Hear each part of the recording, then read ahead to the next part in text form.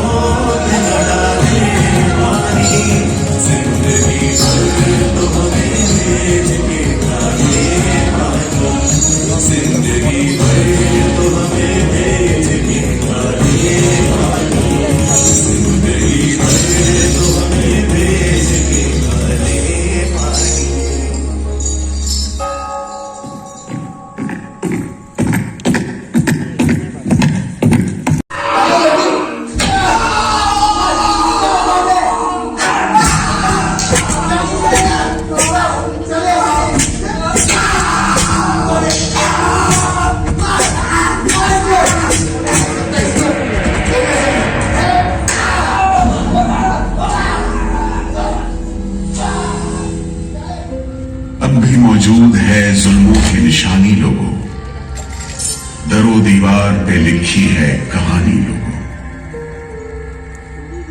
कहां से शुरू करूं ये कहानी? जुल्म सितम की ये दास्तां, आजादी के परवानों की वीरता और त्याग की गाथा।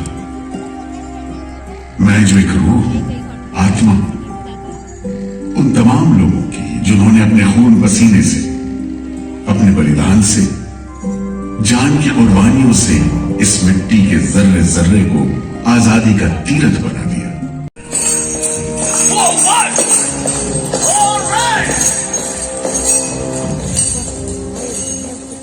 तो वहीं से शुरू करते हैं, उसी हरियाली से जो कैद करने वालों के जुल्म और कैदियों के खून पसीने से बेदाग।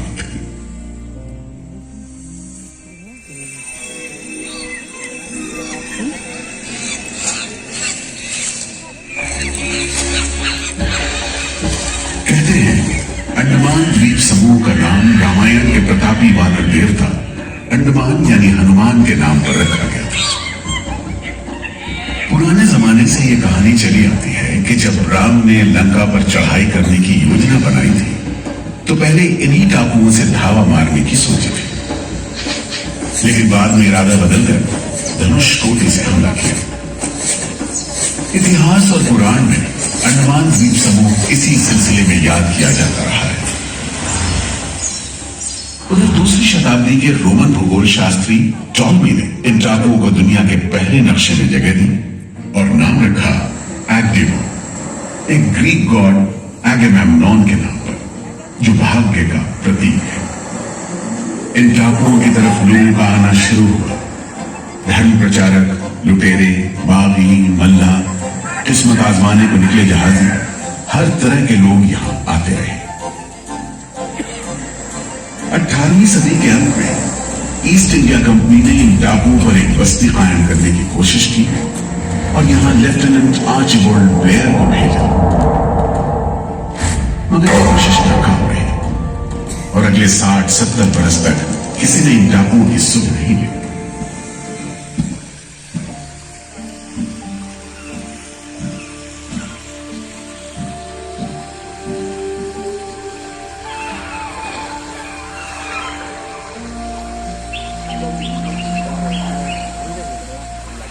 प्राकृतिक खूबसूरती और शांत समुद्र के बीच जिंदगी की खामोश लहरें उठती और बैठ जाती।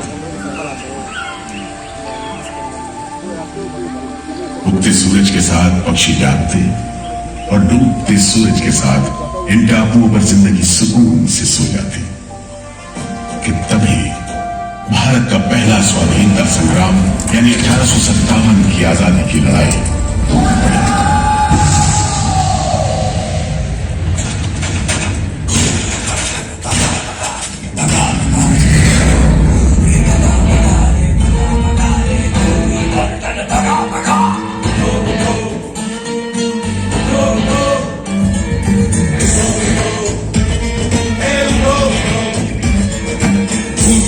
सन 57 में मंगल पांडे की ललकार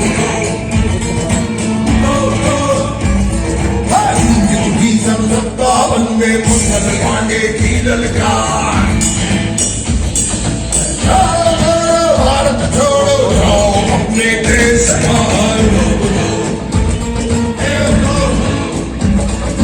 रानी झांसी काव्या तोपे रानी झांसी काव्या तोपे रानी दिल्ली दरबार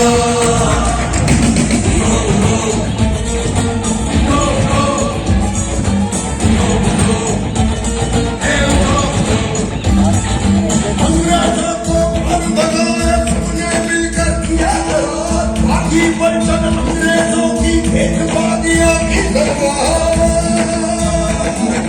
गली मशाले आजादी की तोपे गरजे बारंबार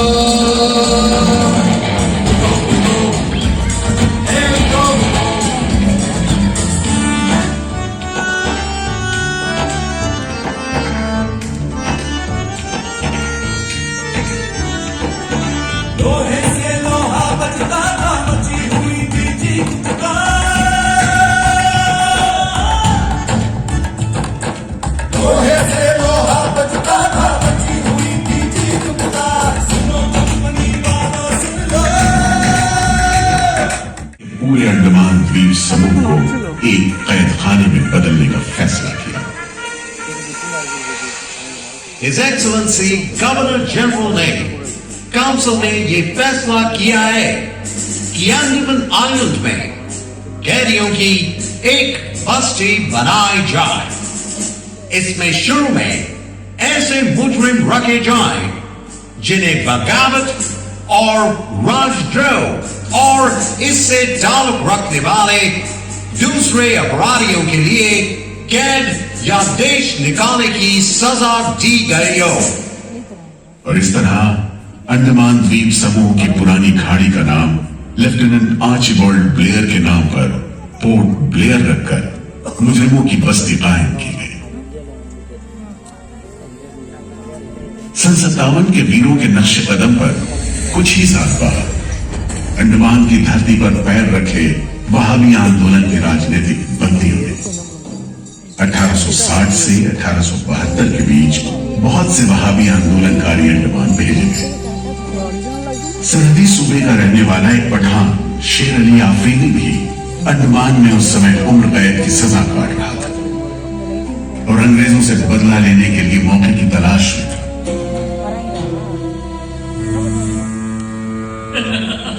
क्यों है शेर अली, तुम इस भीड़ भाड़ में कैसे? ओए, हम सुना है फिरंगी का लाट साहब इधर आता है। हम भी देखने आया है जुल्म करने वाले का सरदार कैसा दिखता है।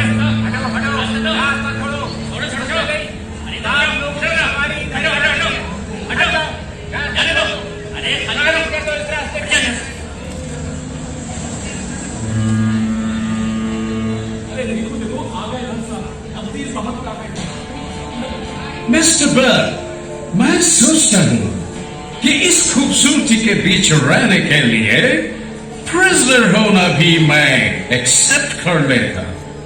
Yes, indeed. Just look how beautiful this place is. ये प्रिजनर लोग इस खूबसूरती को नहीं देखते, वरना इस टापू को प्रिजन नहीं स्वर्ग समझते। यस सर, आप ठीक कहते हैं। इधर आइए प्लीज। हम तुमको खत्म करने का फिरंगी जालिम कैदियों के साथ हैवानी सलूक हम बर्दाश्त नहीं करेंगे।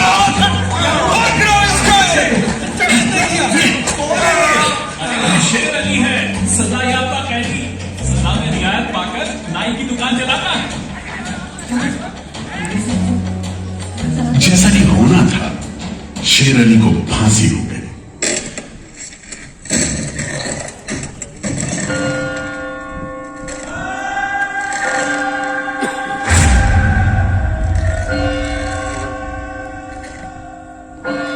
शायद इसी घटना का असर था कि ब्रिटिश सरकार ने कैदियों के साथ और भी कड़ाई बरतने के बारे में गंभीरता से सोचना शुरू किया।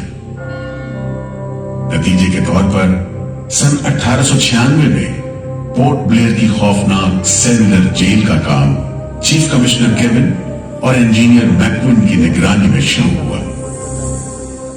यूरेनस मैक्विन, आपकी जांच पूरी हो गई? यस सर, हमने पूरा टापू का मुआयना कर लिया है। तो आपके हिसाब से जेल कहाँ बनेगी?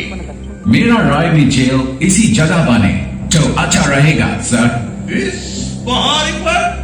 यस सर, हम इस पहाड़ी को ईस्ट का तरफ ऊपर से काटकर समुद्र से 60 फीट की ऊंचाई पर मैदान बना देगा।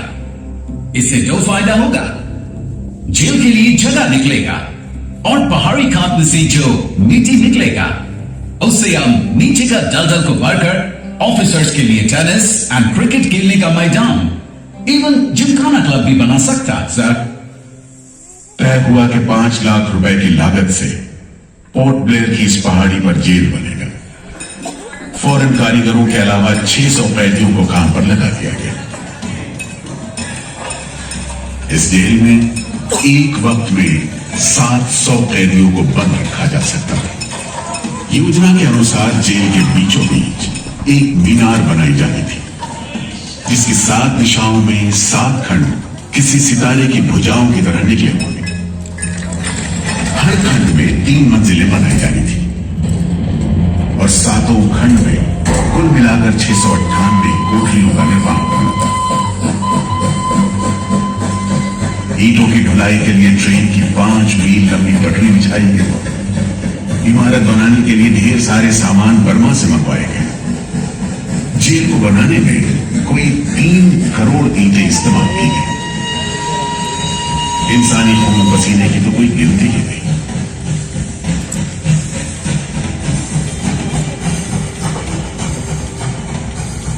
सुबह, दोपहर, शाम, रात कोड़े चलते रहे और काम होता रहा। दीवारें उठनी शुरू हो गई। आखिरकार 10 साल बाद सन 1906 में यह विशालकाय जेल तैयार हुई और यहीं से खंडवान के इतिहास का सबसे काला दौर शुरू हुआ।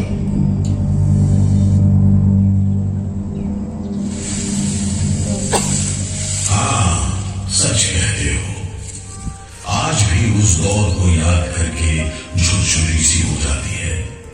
मैं पुराना पीपल का पेड़ जेल खाना बनने के इस लंबे अरसे में हर रोज अपनी जान की खैर मनाता रहा, क्योंकि इस पहाड़ी पर उगे हुए घने जंगल साफ करने के दौरान बहुत से लोग थे जिनका ख्याल था कि मुझे भी और पेड़ों की तरह काट गिराया जाना चाहिए, लेकिन मैं बच निकला।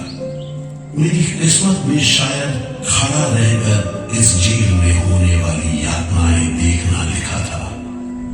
हर एक कैदी जेल के फाटक के भीतर आकर मेरी डालियों के नीचे से ही निकला है।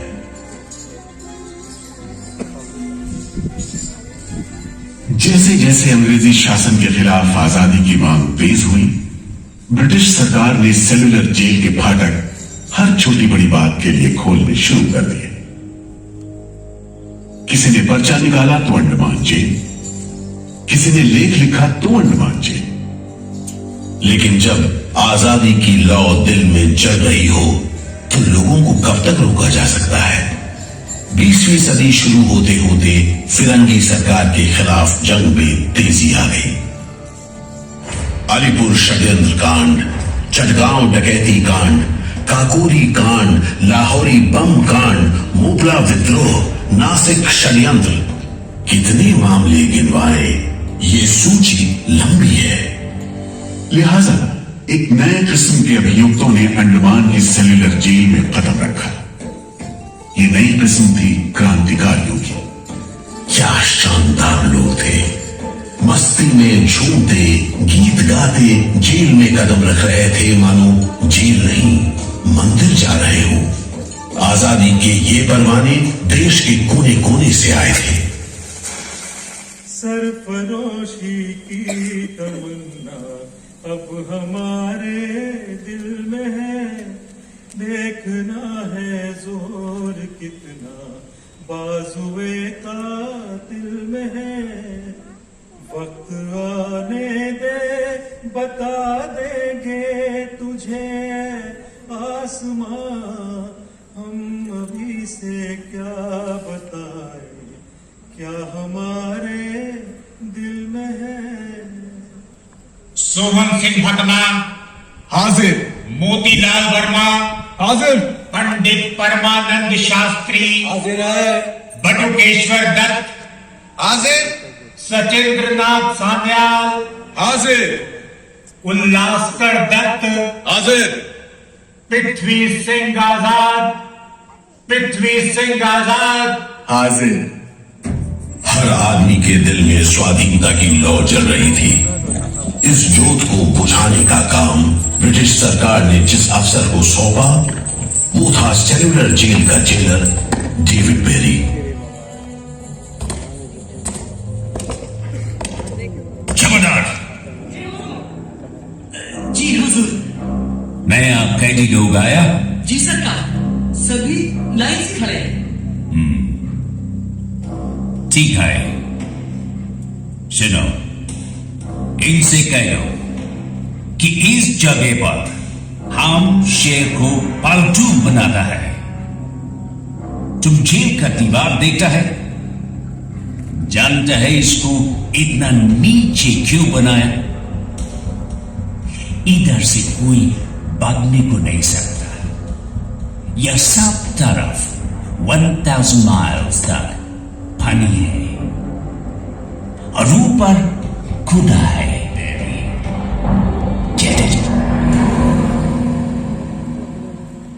इस तरह कैदियों से खसखस भरी जेल की गंदी सीलन भरी बदबूदार हवा में कैदियों का बंदी जीवन शुरू होता है।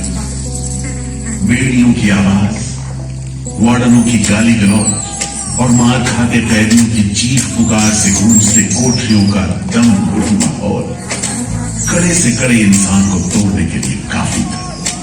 लेकिन इन कोठरियों में ऐसे बंदी भी आए जिन्हें ये माहौल हताश करने के बजाय जुल्म का मुकाबला करने की प्रेरणा देता रहा। वीर विनायक दामोदर सावरकर, ये नाम ऐसे ही बंदियों में बड़े सम्मान के साथ लिया जाता है। जयोस्तु देवे जयोस्तु देवे जयोस्तु देवे जयोस्तु देवे जयोस्तु देवे जयोस्तु देवे जयोस्तु देवे जयोस्तु देवे जयोस्तु देवे जयोस्तु देवे जयोस्तु देवे जयोस्तु देवे जयोस्तु देवे जयोस्तु देवे। श्रीमहन मंगले शिवास्पदे शुभदे श्रीमहन मंगले शिवास्पदे शुभदे स्वतंत्रते भगवती मामहं यशोदां वन्दे। जयोस्तु देवे जयोस्तु देवे जयोस्तु देवे जयोस्तु देवे।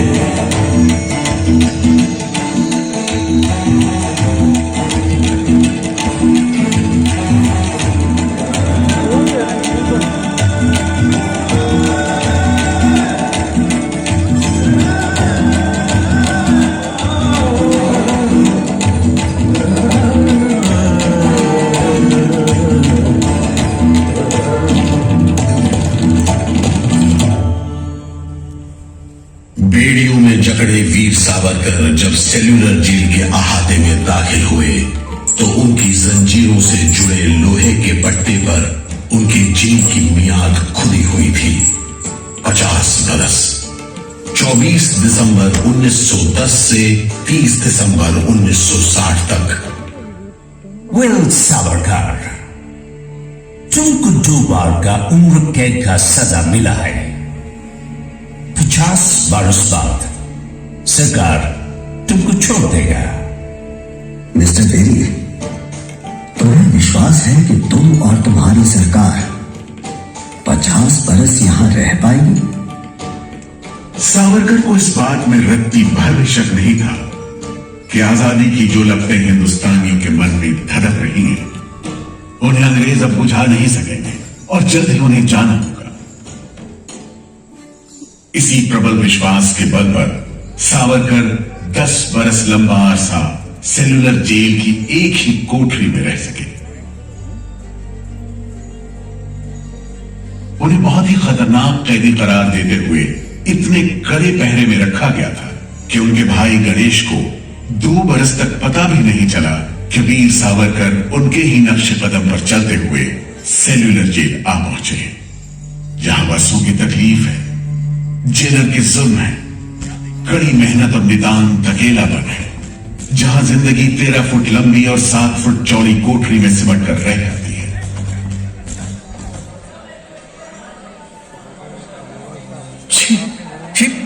ये कैसा रद्दी खाना है? चावल में कंकड़ है, सब्जी में रेत है और दाल में कीड़े। खाना क्या है? घास फूस है। बर्तन भी देखो कैसे टूटे फूटे, जंग से लाल और तेल से जुड़े हुए। सबसे ज्यादा कमी तो पानी की है। आज सुबह जब मैंने पानी मांगा, जमादार बोला दिन में 2 बार मिलेगा बस। अरे पीने लायक होता तो बात थी। इतनी बास मारता है कि नाक बंद करके पीना पड़ता है। इस खाने को कैसे खा सकते हैं? कैदियों को गाली देना या पीटना मामूली बात थी, चाहे वो खा रहे हों या काम कर रहे हों। और काम न सिर्फ मुश्किल था बल्कि उसका कोटा भी तय था। 7 में से 4 खंडों की कोठरियों में तेल निकालने के उपकरण लगे थे।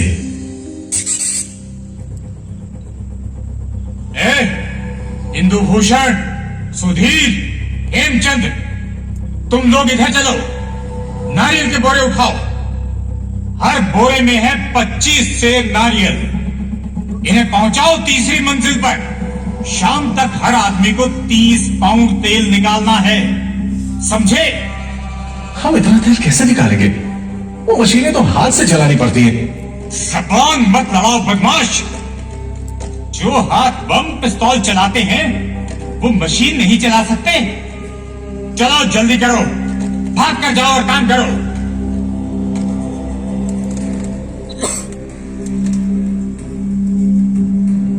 मेरा बात ध्यान से सुनो। जी हुजूर। जो आदमी काम नहीं करे उसको ब्रेक लगाओ। जी हुजूर। समझा? जी। सजा दो, कोई छूट नहीं दो। जी। कोटा पूरा कराओ। जी। लेकिन तमाम मारपीट और गाली गलौज के बावजूद यदि कैदी काम पूरा न कर पाते, तब जो सजा मिलती वो किसी की भी हिम्मत तोड़ने के लिए काफी थी। जमादार, जी हुजूर। इसको 2 दिन तक टाट का वर्दी पहना। कल से इसका खाना बंद। जी। सिर्फ 2 कप कंजी दो। जी हुजूर। ये पहला बार काम नहीं पूरा किया। जी। इस वास्ते इसको 1 हफ्ता हथकड़ी में रखो। जी हुजूर। ये बागी का बच्चा है, इसको बेड़ी डालो। इसको भी बेड़ी डालो 6 महीने तक। जी हुजूर। तुम अब तक 5 बार काम का कोटा पूरा नहीं किया, हम तुमको इस बदमाशी का मजा चखाएगा। जमादार, जी हुजूर। इसको तन्हाई में रखो। जी। Solitary confinement. जी। कोठरी में काम दो। जी। और इसको पेट लगाओ। और मारो, और मारो। नारे बोलेगा। बोल नारे, बोल, बोल नारे, बोल, बोल नारे, जितनी ताकत है बोल नारे।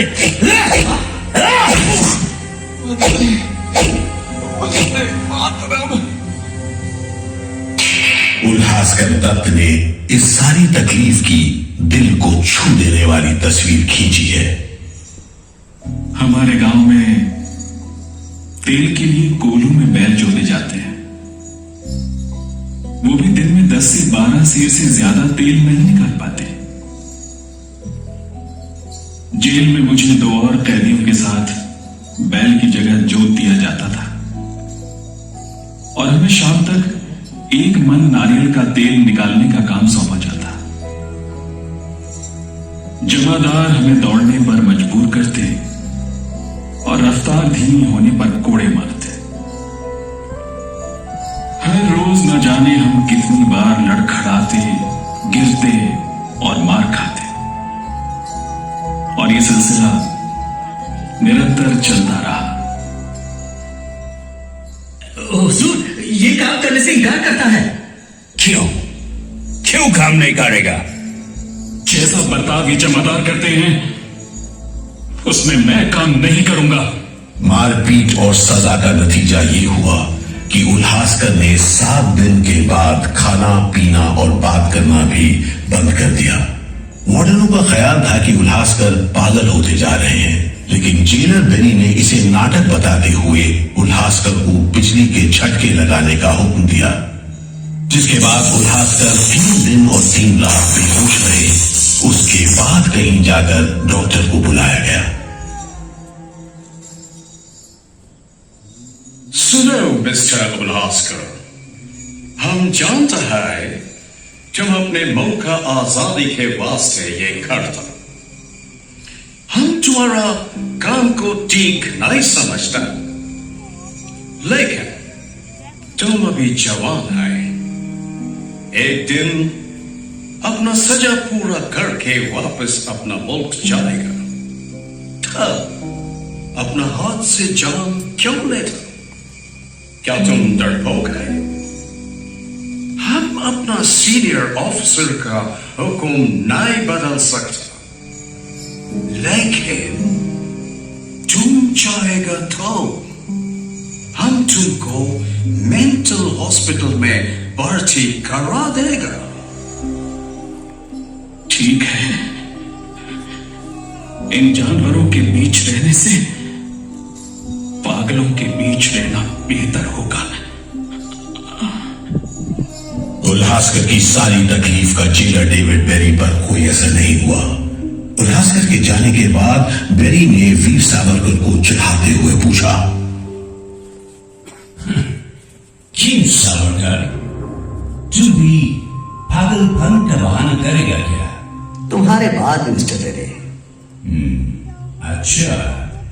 हाँ, जिस तरह के अत्याचार तुम कर रहे हो उनसे कोई भी आदमी पागल हो सकता है।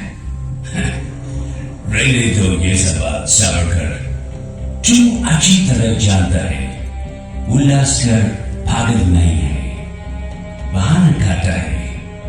मिस्टर बेरी, अगर तुम सोचते हो कि उल्लास बहाना कर रहा था, तब तुम पहले ही पागल हो चुके हो। ये सब अत्याचार बंद करो, वरना हमारे पास स्ट्राइक के अलावा कोई रास्ता नहीं बचेगा। छूट नहीं, रियायत नहीं, तो काम नहीं, छूट नहीं, रियायत नहीं, तो काम नहीं। हमारी मांगे पूरी करो, पूरी करो। इनकलाब जिंदाबाद, इनकलाब जिंदाबाद। बंदियों को छोड़ दो, छोड़ दो, बंदियों को छोड़ दो। और इस तरह कैदियों ने अपना आखिरी हथियार इस्तेमाल करना शुरू किया। हड़तालों का एक लंबा सिलसिला चल पड़ा, मगर ऐसे मामलों से जेलर बेरी और उसके अमले के रवैये में कोई खास फर्क नहीं पड़ा। कुल मिलाकर सेलुलर जेल के कैदी तकलीफ और बदसलूकी के बीच अपने दिन गुजारते रहे।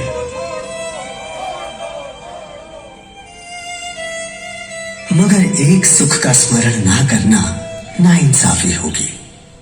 वो सुख था बुलबुलों की चहक, उनका मधुर स्वर, उनके झुंड कल कल करते नारियल के टुकड़ों पर टूट पड़ते। गंभीर विचारों से मुक्ति पाने के लिए मैं मन को बलपूर्वक इन बुलबुलों की चहक में लगाए रखता। मैं अपनी भाषा उन्हें सिखाने में असमर्थ था। यदि सिखा पाता तो मैं उन्हें देश प्रेम के गीत सिखा देता, ताकि अगर कोई मेरी कोठरी खोजता हुआ आए तो लोग कहें कि जिसके सामने बुलबुल देश प्रेम के गीत गा रही हो वही सावरकर की कोठरी है।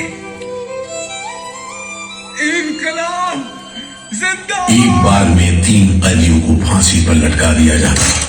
दिल दहला देने वाली चीखें निकलती, जेल का घंटा खनखना उठता, जेल की मीनार पर लगी बत्ती जलती बुझती रहती और 8 मील दूर तक खड़े जहाजों तक खबर पहुंच जाती कि फिर से कुछ कैदियों को फांसी पर लटका दिया गया है।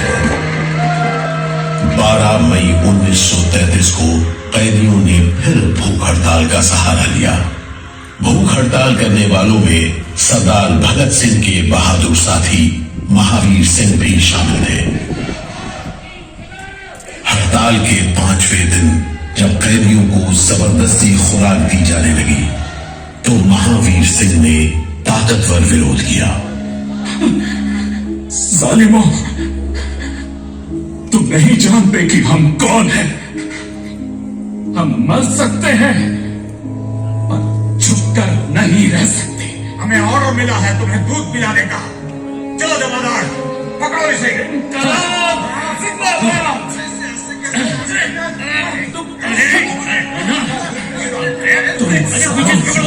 मैं सामने से पकड़ता हूँ। हम जबरदस्ती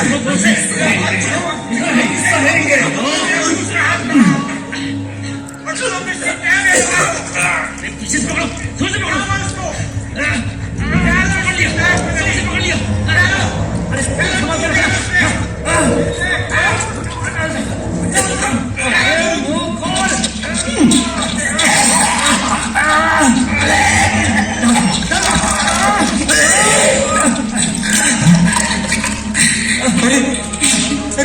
ये क्या हो गया? अरे इसकी तो क्यों लट गई? अरे इसकी तो क्यों लट गई है? अब क्या करें? लगता है भूत इसके फेफड़ों में चला गया है। क्या हो?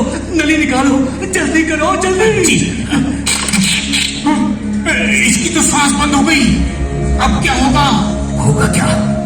लाश को गुपचुप ठिकाने लगा दो, किसी को कानो कान खबर ना हो। मैं तो कहता हूँ साहब, इसकी लाश को बोरे में डालकर पत्थर से बांधकर समंदर में बहा दीजिए। कैसा? ऐसा ही करो, झटपट ले जाओ उसे, झटपट ले जाओ। लेकिन ये खबर छिपी नहीं रह सकी।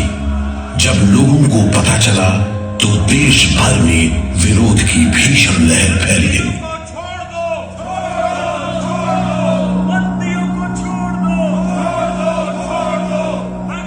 और फिर 45 दिन बाद 26 जून 1933 को जेल अधिकारियों ने हथियार डाल दिए।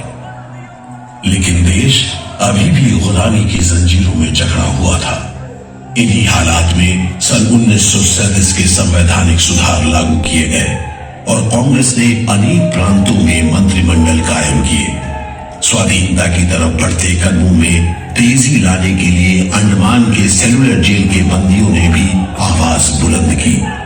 बंदियों की रिहाई, स्वदेश वापसी और राजनीतिक बंदियों के लिए बेहतर सुविधाएं हासिल करने की मांग को लेकर 24 जुलाई 1937 को सेलुलर जेल के कैदियों ने सामूहिक अनशन शुरू किया।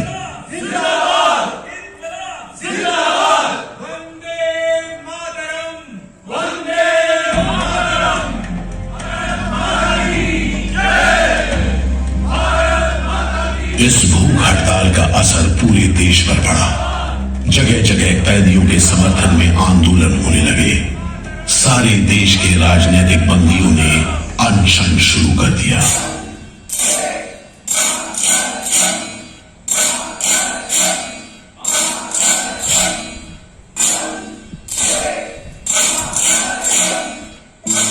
गुरुदेव रविंद्रनाथ ठाकुर और कांग्रेस की कार्यकारिणी की तरफ से जवाहरलाल नेहरू ने कैदियों से भूख हड़ताल समाप्त करने की अपील की और 28 अगस्त 1937 को गांधी जी ने सेलुलर जेल के बंदियों को तार से संदेश भेजा।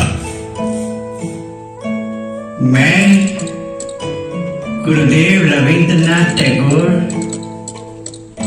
और वर्किंग कमेटी की राय में अपनी अपील भी जोड़ना चाहता हूं।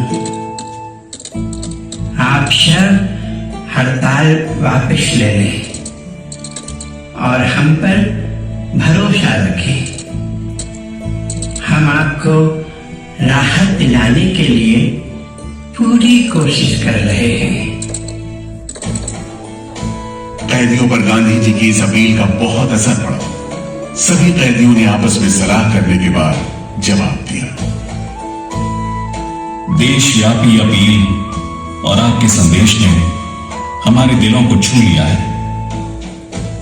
हम इस भरोसे पर भूख हड़ताल मुलतवी कर रहे हैं कि सारे देश ने हमारी मांगों और हमारे उद्देश्य को अपना बना लिया है।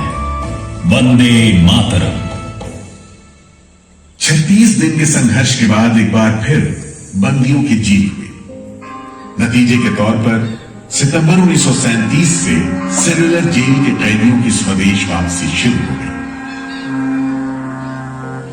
आखिरी जत्था जनवरी 1938 में रवाना हुआ और 80 साल बाद सेलुलर जेल राजनीतिक बंदियों से खाली हो गई और अंडमान द्वीप समूह के इतिहास का एक तकलीफ दौर खत्म हो गया।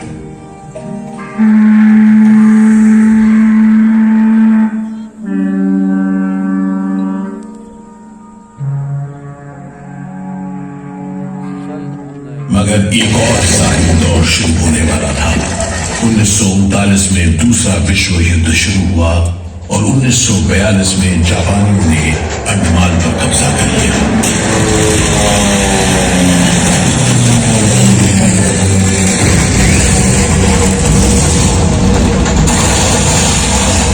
हालांकि अंडमान पर जापानियों का कब्जा सिर्फ 3 साल रहा, लेकिन इस अरसे में ही उन्होंने काफी जुल्म ढाए।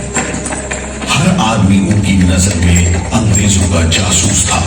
हर रोज खेतों से, दूर दराज के गांव देहात से दसियों लोग पकड़े जाते और मौत के घाटे डाल दिए जाते। बहुत से लोग तो खाने की कमी के कारण जहाज पर लादकर दूर समंदर में फेंक दिए जाते।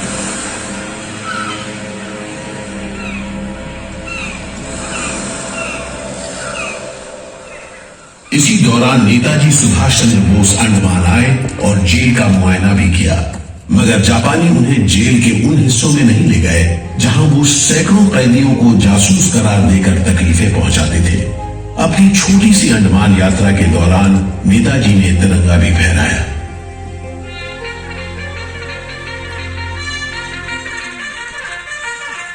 अगस्त 1945 में दूसरा महायुद्ध समाप्त हुआ और 3 साल 6 महीने 15 दिन के कब्जे के बाद अक्टूबर 1945 में अंडमान की जापानी छावनी ने अंग्रेजों के आगे हथियार डाल दिए।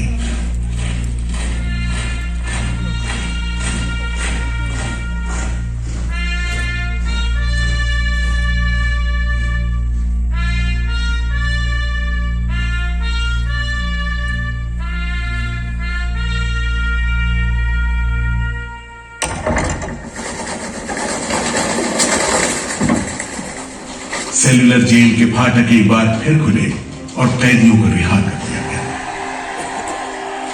इसके बाद 2 साल के अंदर अंदर भारत में ब्रिटिश सरकार का शासन खत्म हो गया।